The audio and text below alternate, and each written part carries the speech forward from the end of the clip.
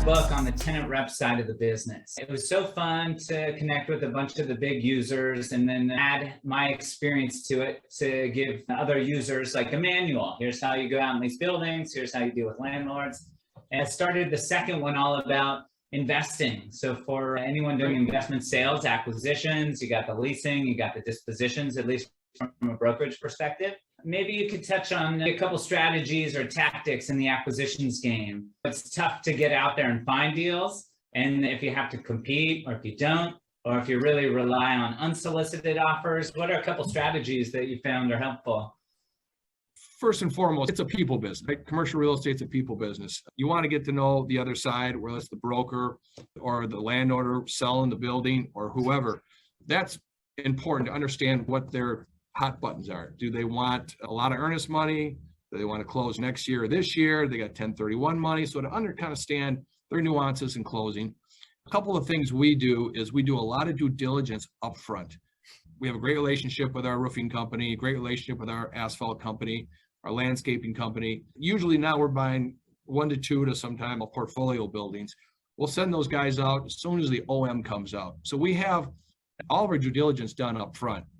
And that gives us the ability to put an offer in with some assurances to the seller that we've done our due diligence. We're not going to back trade you after we've been awarded the contract. And again, it's also important to have a reputation that doesn't precede you with doing those such things. Because once that happens, especially in the Minneapolis market, or I'm sure the Milwaukee market, you're dead in the water. So you need a stellar reputation. You got to have all your equity lined up. You can't tie a building up and then can't close because you don't have your equity. I always say that if you have a good real estate opportunity, it's got good fundamentals, has a good cash flow, you're going to find the equity. You're going to find the investors who want to invest with it. You're going to find the debt. These banks are dying to lend money, especially what I say, down the fairway real estate. And that's what we look to purchase. It's so interesting trying to get to the front of the line or to try and find an opportunity where there is no line, right? Yeah. That's what we all hope for. Underwriting is an interesting one. You got to be aggressive, right? And you've got to think of how can we push rents and how can we add value to the building? How are you dealing with underwriting and construction and trying to come up with realistic and winnable assumptions?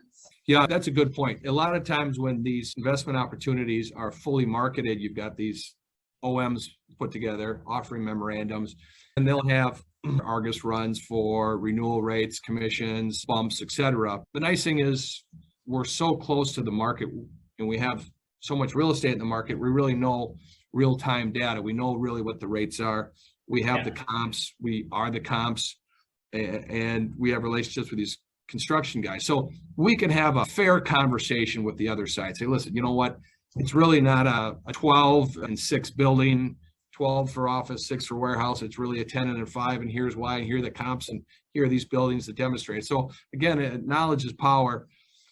I've seen this throughout history in my 33 years in commercial real estate is a lot of these landlords will not white box or clean up the vacancy.